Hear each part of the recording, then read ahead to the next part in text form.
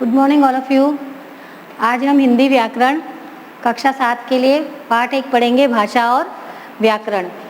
वैसे तो आप पहली क्लास से लेकर अभी तक पढ़ते आए, समझते आए कि भाषा किसे कहते हैं, भाषा की आवश्यकता हमें क्यों होती है, और भाषा में लिखित भाषा और मौखिक भाषा में ही हम अपने बातचीत और अपने विचारों को प्रकट करते हैं।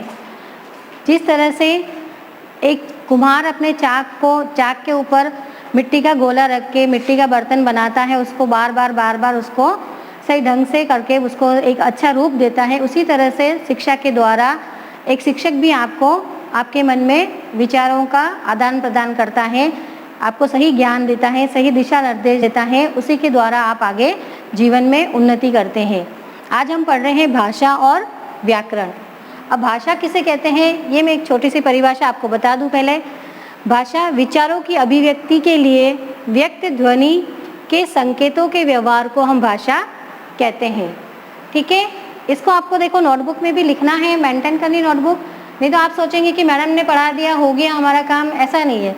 इसके लिए फेयर नोटबुक मेंटेन करनी है। बुक्स है नहीं है ये आप देख लेना, यदि आपके पास बुक्स नहीं है तो आप बुक्स ले लेना और लिखना भी शुरू कर देना। नोटबुक इसके साथ फेयर ही मेंटेन करना, ताकि हम साथ साथ चलते रहेंगे, और प्रश्न उत्तर भी इसके बाद में आपको करने रहेंगे।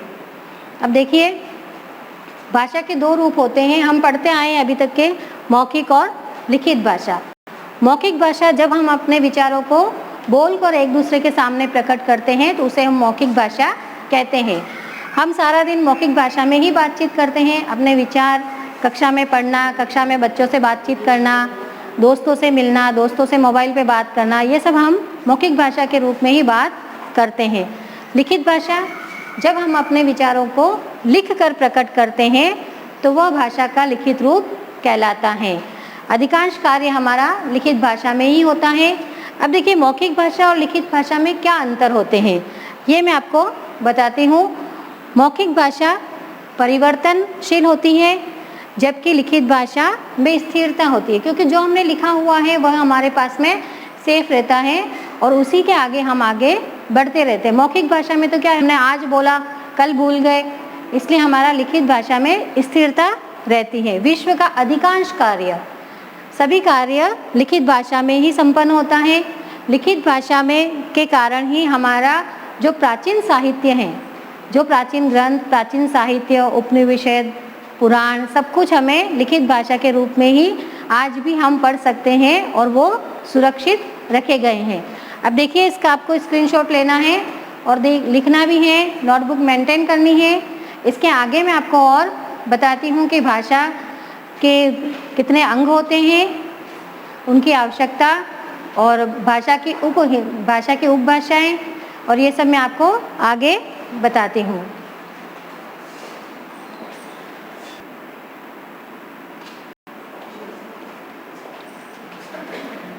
आप देखिए, मौखिक और लिखित भाषा मैंने आपको बता दी है। अब भाषा के अंग, अपने विचारों की अभिव्यक्ति के लिए भाषा जिनका आश्रय लेती है वे भाषा के अंग कहलाते हैं।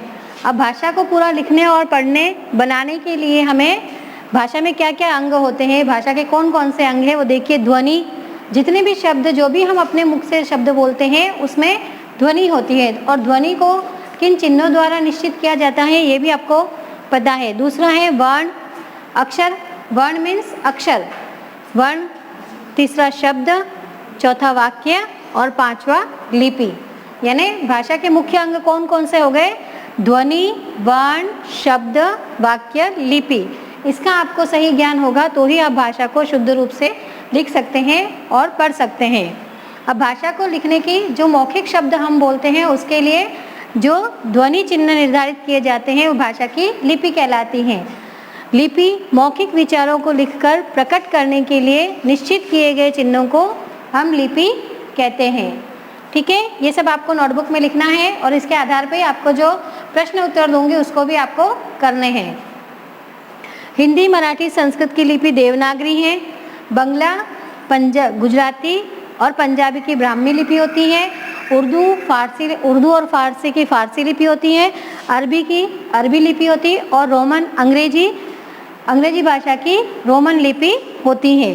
ठीक है, अब भाषा के परिवार, ये तो हो गए भाषा के अंग और भाषा लिपि, जिसको हम भाषा लिखने के लिए जो चिन्ह निर्धारित कहते हैं कि किस तरह से हम लिखते हैं उसको हम लिपि कहते हैं। अब भाषा का परिवार, जिस तरह से हमारा एक परिवार होता है उसी तरह से भाषा का भी परिवार होता है। ऐसी भाषाएं जो एक ही मूल भाषा से विकसित होती है उसे हम भाषा का परिवार कहते हैं। हमारी जो हिंदी भाषा है वो मूलतः संस्कृत भाषा से निकली हुई है और सारी प्राचीन भाषाएं जो हैं उन सबको हम भाषा परिवार कहेंगे। भारत में बोली जाने वाली जितनी भाषाएं हैं वो सब भाषा की हिंदी भाषा की उपभाषाएं हैं। आगे देखिए, भाषा परिवार ऐसी भाषाएं जो एक ही मूल भाषा से निकलकर विकसित हुई हैं भाषा परिवार बनती हैं। हिंदी तथा बंगला, मराठी, पंजाबी, गुजराती, उत्तर की अधिकांश भाषाएं आर्य भाषाएं कहलाती हैं। अब भाषा का भारत में बोली जाने वाली सभी भाषाएं भारतीय आर्य भाषाएं कहलाती हैं और भाषा का एक और दूसरा भारत में बोलने वाली उत्तर भारत में जो बोली जाने वाली भाषा भारतीय आर्य परिवार कहलाती हैं। और दूसरा देखिए, एक और द्रविड़ कुल, ये आपने देखा होगा साउथ में जो बोली जाती हैं, भारत के दक्षिण भाग में जो भाषाएं बोली जाती है उसमें कौन कौन सी आती हैं? तमिल, तेलुगु, मलयालम, है ना। तो उसको हम कौन सा बोलेंगे? द्रविड़ कुल। भाषा के दो कुल बताए गए हैं, आर्य और द्रविड़ कुल। समझ में आया? हिंदी भाषा में जो हमारे भारत देश में जो बोली जाने वाली भाषाएं हैं उन भाषाओं को दो कुल में विभाजित किया गया है, आर्य और द्रविड़ कुल में। अब दक्षिण भारत में जो बोली जाती हैं उसमें कौन सा है? द्रविड़ कुल में कौन सी भाषाएं हैं? तेलुगु, तमिल, मलयालम।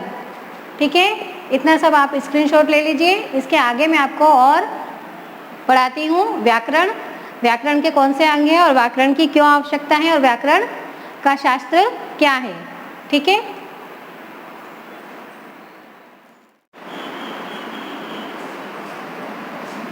अब देखिए भाषा और बोली। भाषा और बोली में क्या अंतर होता है ये आपको मैं बताती हूँ। बोली जो हमारी बोल चाल की, हम डेली जो बातचीत करते हैं, कोई मारवाड़ी में करता है, कोई मेवाड़ी में करता है, इस तरह से हमारे राजस्थान में जो बोली जाने वाली भाषा होती है मेवाड़ी, मारवाड़ी, है ना, तो उसको हम बोली कहेंगे। अब देखिए हर एक जगह पे आपकी बोली चेंज हो जाती है।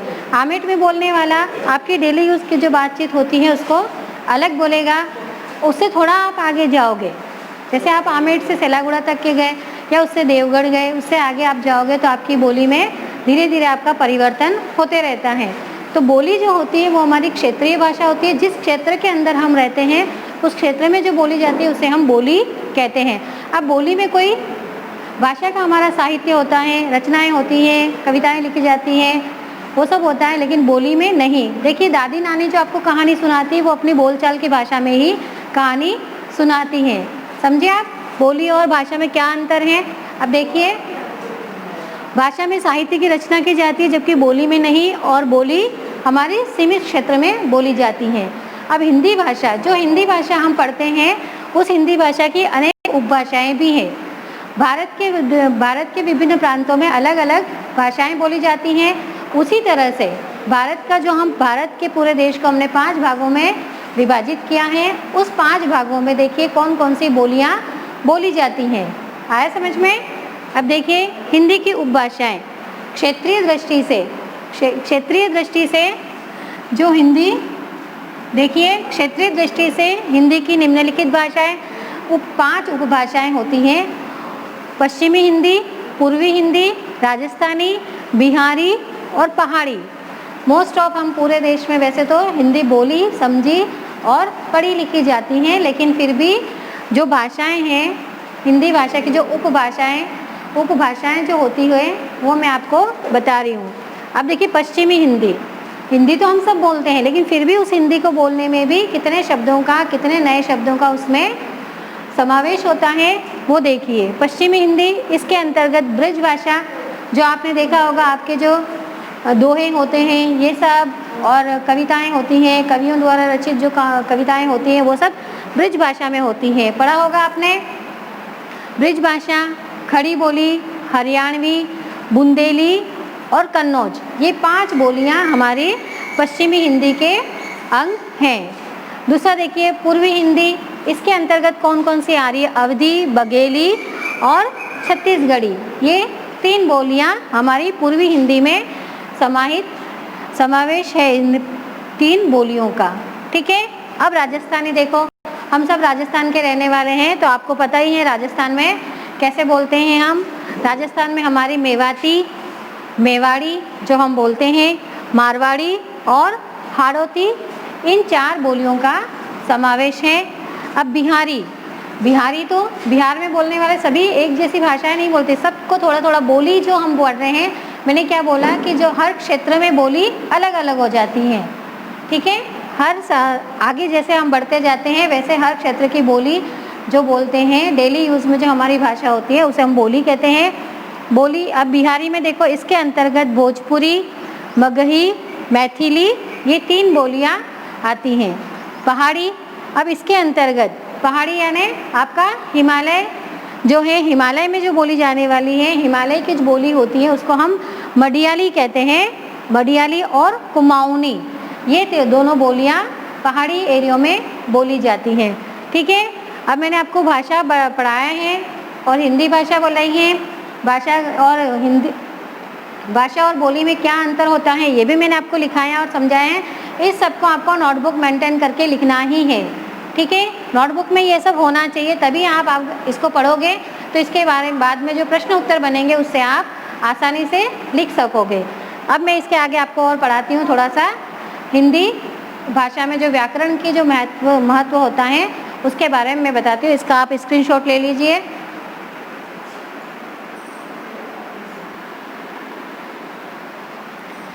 देखिए, अभी तक हमने भाषा के बारे में पढ़ा। अब भारतीय संविधान में 22 भाषाओं को मान्यता दी गई है, जिसमें हिंदी, संस्कृत, मराठी, मलयालम, तेलुगु, तमिल, कन्नड़, बंगला, पंजाबी, गुजराती, मराठी, बोडो और बघेली, इस तरह से 22 भाषाओं का समावेश हिंदी के भारतीय संविधान ने दिया गया है। अब देखिए, भाषा और व्याकरण। भाषा के लिए हमें व्याकरण की आवश्यकता होती है और व्याकरण के ज्ञान के द्वारा ही आप भाषा को शुद्ध पढ़ना, लिखना और बोलना सीख सकते हैं। व्याकरण के प्रत्येक भाषा के अपने कुछ नियम होते हैं और व्याकरण के द्वारा ही हमें भाषा को शुद्ध बोलना, लिखना और पढ़ना आता है। व्याकरण वह शास्त्र है जिसमें भाषा के अंग प्रत्यंग तथा विश्लेषण तथा उसके शुद्ध रूप और प्रयोग का निरूपण होता है। ये व्याकरण की परिभाषा है, इसको आपको नोटबुक में भी लिखना है। अब व्याकरण के कितने अंग होते हैं? व्याकरण के मुख्य 3 अंग होते हैं। किसी भी भाषा को पढ़ने के लिए आपको व्याकरण का ज्ञान होना आवश्यक है। व्याकरण के मुख्यतः 3 अंग होते हैं। पहला वर्ण विचार, दूसरा शब्द विचार और तीसरा वाक्य विचार। अब वर्ण विचार, वर्ण यानी अक्षरों की बनावट, उनके उच्चारण, उनका वर्गीकरण, ये हम वर्ण विचार में पढ़ते हैं। संयोग, संधि आदि हम इसमें पढ़ते हैं। दूसरा शब्द विचार, शब्दों की उत्पत्ति। शब्द जब आप लिखते हैं, बनाते हैं, उनको बिना मात्रा वाले, मात्रा वाले और संयुक्त शब्द, इस तरह से आप द्वित्व व्यंजन, द्वित्व शब्द वगैरह बनाते हैं। तो शब्द विचार के अंदर शब्दों की उत्पत्ति, उसके भेद, उसकी रचना, इस पे हम विचार करते हैं और इसको आगे हम पढ़ते हैं। तीसरा होता है वाक्य विचार। अब वाक्य लिखते समय आप वाक्य को शुद्ध लिख रहे हैं, उसके लिए आपको पूरा व्याकरण का ज्ञान होना आवश्यक है। वाक्य के भेद, कौन सा वाक्य किस भेद में लिखा गया, आपके वाक्य के कितने भेद होते हैं, ये हम आगे के पार्ट में भी पढ़ेंगे इसका विस्तार से। अंग उपांग, संश्लेषण, विश्लेषण, वाक्य किस तरह से लिखा गया है, कौन सा वाक्य कैसा है, कौन से प्रकार का वाक्य है और विराम चिन्हों का प्रयोग, इन नियमों का अध्ययन हम वाक्य विचार में करते हैं। आज मैंने आपको पूरा पाठ पढ़ाया है भाषा और व्याकरण। भाषा किसे कहते हैं, भाषा के कितने रूप होते हैं, भाषा के कितने अंग होते हैं, ये सब मैंने आपको लिखाए हैं। फिर भारत में बोली जाने वाली प्रमुख भाषाएं, आर्य भाषाएं कौन सी हैं, और हिंदी भाषा में उसकी उपभाषाएं जो भारत के विभिन्न प्रांतों में बोली जाती हैं, और बोली जो क्षेत्रीय भाषा में जो बोलते हैं उसे हम बोली कहते हैं। बोली के अलावा मैंने और आपको पढ़ाया है व्याकरण की। भाषा में व्याकरण की आवश्यकता क्यों होती है, किसी भी भाषा को शुद्ध रूप से पढ़ना लिखना हमें व्याकरण के द्वारा ही ज्ञान होता है। अब देखिए, आपको इसको नोटबुक में लिखना है और आपके स्क्रीनशॉट आप लोग ले लेना। आगे इसको पूरा नोटबुक में मेंटेन करना अनिवार्य है। इसके बाद में ही मैं आपको प्रश्न उत्तर लिखवाऊंगी या आपको आगे होमवर्क दूंगी, इसलिए इसको लिखकर कम से कम पढ़ना जरूर। पढ़ोगे तभी आपको समझ में आएगा कि हमें आगे प्रश्न उत्तर का हम जवाब कैसे दे सकते हैं। Thank you.